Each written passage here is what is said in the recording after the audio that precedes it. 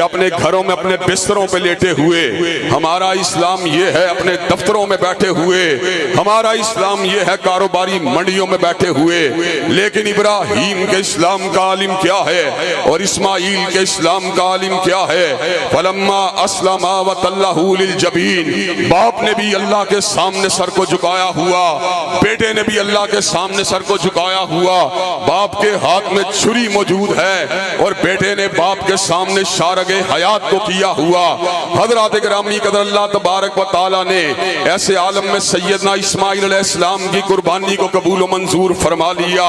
व फदैनाहु बिज़िब्हिन अज़ीम, और हजरत इब्राहीम अलैहिस्सलाम को उनके बदले जन्नत के मेंढों के पर उनकी छुरी चलवाकर कायनात के लोगों को यह बात समझा दी कि अल्लाह तबारक व तआला कुर्बानी की उस पीरियड को कबूल करते हैं, उस रूह को कबूल करते हैं जिसके तहत इब्राहीम ने अपने बेटे इस्माइल के गले के ऊपर छुरी को चला दिया था। हजरत गिरामी कदर आज हम भी छुरी को चलाते हैं, लेकिन क्या हमारी छुरी जो है अपनी झूठी ख्वाहिशात पे चलती है? क्या हमारी छुरी